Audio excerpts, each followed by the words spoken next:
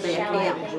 I think it was New Hampshire. I remember going out on a long pier, and that was before the kids were thought of. We were teenagers having a great time. I did see Elaine. I came up to lunch one time, and she showed me all the pictures.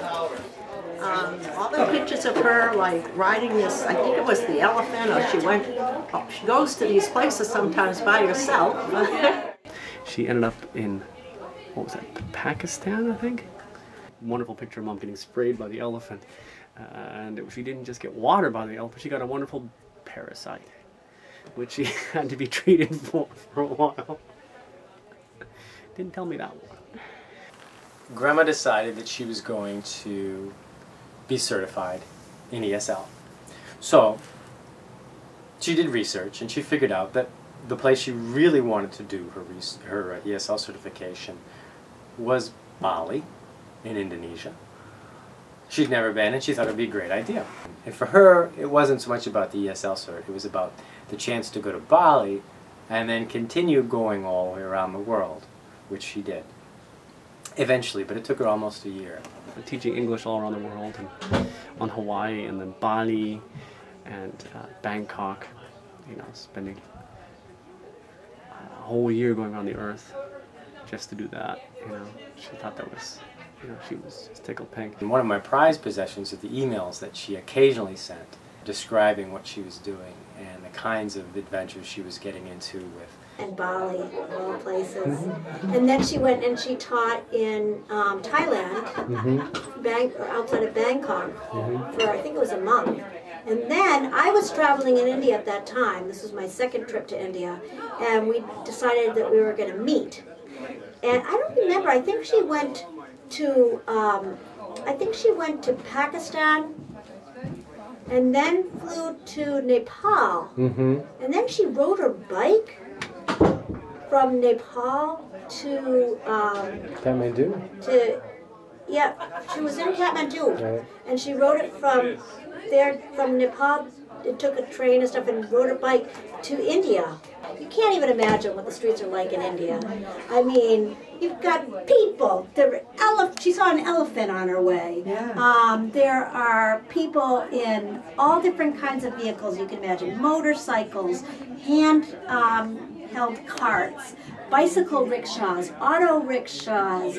There are cows everywhere eating the garbage on the street. There are people, you can't move. And there she is on her bicycle. Elephants and trekking solo on her mountain bike in Nepal, or riding down a volcano in Hawaii. Again, these aren't the kinds of things that you're going to get when you hang out on a tour, or you go on a bus or take a cruise. This was an Elaine vacation.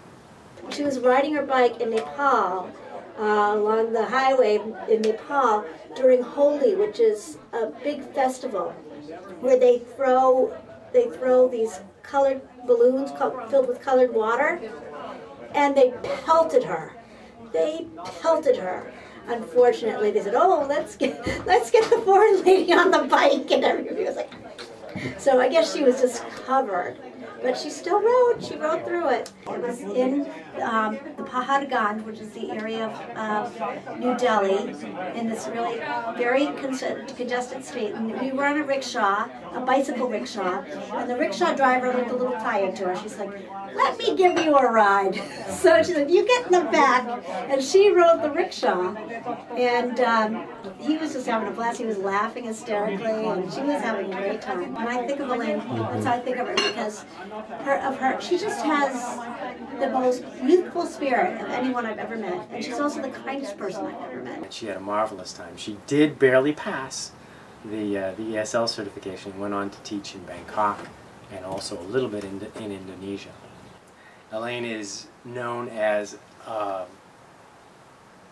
indefatigable traveler, and I think she got that from her grandfather, along with her ability to connect with and understand people. And she would take us everywhere. You know, Niagara Falls, Chicago,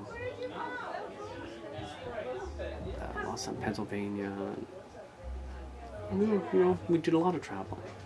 A lot of traveling. Her road trips when we were boys were amazing.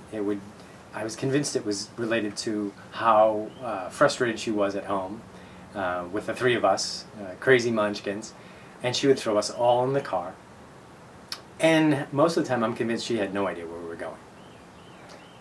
But that was okay.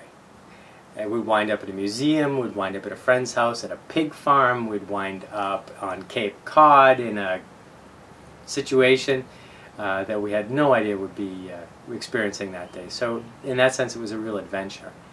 I never felt unsafe with her, but it was always, you knew, going to be interesting. Flatulent dog or not, she preferred to sleep in the car.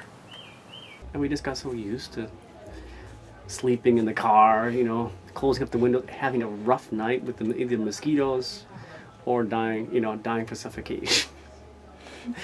Open the window, close the window. One example of her